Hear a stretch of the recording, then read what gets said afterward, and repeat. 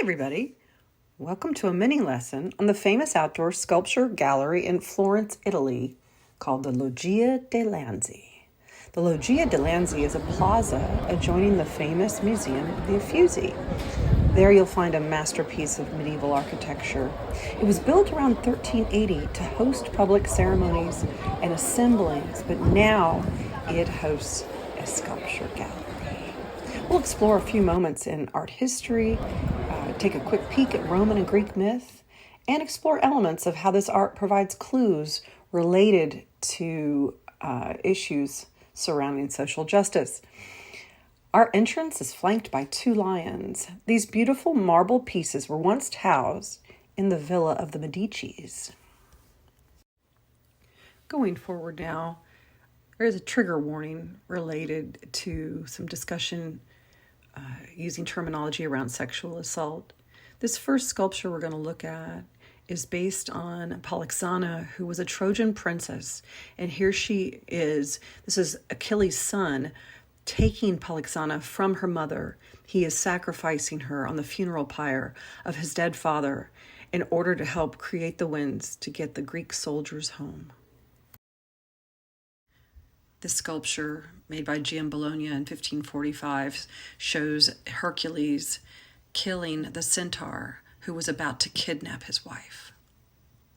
Well, there's no better way to prove you're a hero in ancient myth than to decapitate a snake-headed woman. Cellini created this piece in 1550 because he was worried about the feminization of Italy.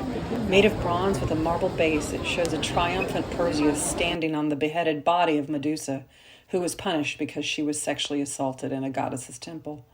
Gripped in Perseus's hand is her head, demon-like, with snakes for hair. The head proved to still carry power to defeat one's enemies later on. This very famous statue, sculpted in 1581 by Bologna, depicts the abduction of the women of Sabine.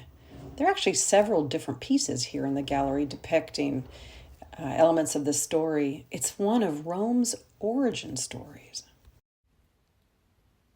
So this origin story comes from the tradition that the Sabine women were the most desirable women in all of the tribes surrounding the city of Rome. So the story goes that Romulus founded the city of Rome in the 8th century BC. And they were a burgeoning city. They were doing great. However, they had a shortage of women on their hands. So Romulus sent out all of these different emissaries and asked the neighboring towns to send their women to marry the soldiers of Rome. And nobody would do it. I think there's a kernel of truth to that. So they didn't want to bend the knee to Romulus. And so Romulus wanted to have an alliance with these neighboring towns, but he couldn't get it done.